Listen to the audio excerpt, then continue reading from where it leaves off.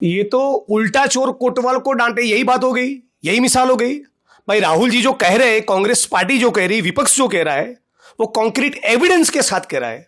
कोई एलिगेशन के लेवल पे तो बात रही नहीं, कॉन्क्रीट ठोस पुरावा है, पुख्ता सबूत है, एविडेंस है। अनगिनत की तादाद में लोग वोटर लिस्ट से डिलीट हो जाए, अचानक एक दिन हजारों लाखों लोग वोटर बन जाए, ये कैसे हो रहा है? How is it possible?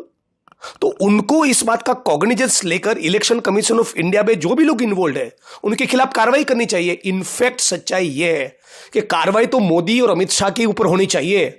मैं नहीं मानता कि मोदी और अमित शाह के इंस्ट्रक्शंस के बिना election commission of India, CB, ED, income tax आज कुछ काम करते हो। तो वो लोग खुद जो इन्वॉल्व है वो हमारे पर एलिगेशन लगा रहे। और राहुल जी ने जो एलिगेशंस लगाए वो सिरे से आप खारिज करके दिखाओ। कैसे करोगे? हम तो एविडेंस दिखा रहे हैं, अब तो एलिगेशन कर ही नहीं रहे। कॉन्क्रीट पुख्ता एविडेंस है, उसके ऊपर जांच हो। मैं तो कहता हूं गिरफ्तारी होनी चाहिए। ये तो सचमुच भारत भूमि के साथ गद्दारी है। सही मामलों में राष्ट्रद्रोह का मुकदमा बनता है।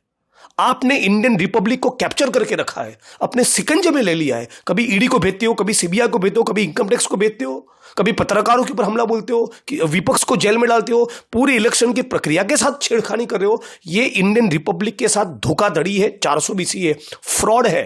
ये बहुत बड़ा राष्ट्रद्रोह का मामला बनता है। नहीं, भ्रष्टाचार के जो इल्जाम लगा रहे, हकीकत तो यह है कि मोदी जी जब गुजरात में थे तब जो अनगिनत स्कैम्स हुए, अनगिनत जो घोटाले हुए, विशेष तौर पे जीएसपीसी का 18,000 करोड़ का जो स्कैम हुआ, उसका कॉग्निजेंस लेना था ना मोदी जी को।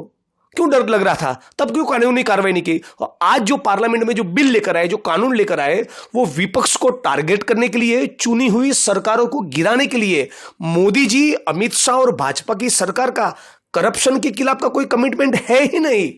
वो तो सीबीआई, ईडी और इनकम टैक्स को तभी भेजते हैं जब कांग्रेस और दूसरे दल के किसी नेता का विकेट गिरवाना हो, किसी को टारगेट करना हो, किसी को प्रेशराइज करना हो, किसी को ब्लैकमेल करना हो।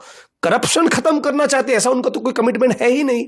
तो ये बिल विपक्ष को नेस्तो नाबूद करने के लिए, इलेक्टेड रिप्रेजेंटेटिव को जेल की सलाखों के पीछे भेजने के लिए, और चुने हुए जो सीएम है, अलग अलग प्रदेश की अलग अलग पार्टियों की जो मुख्यमंत्री है, उनको डराओ या तो फिर जेल में डालो ताकि वो सरकार टूट जाए और भाजपा उसमें अपनी स्पेस बनाए। इसी मकसद से पारित ये बिल है। वरना तो भाजपा के खुद के खिलाफ अनगिनत स्कैम के इल्जाम पिछले 10 साल में लगे हैं।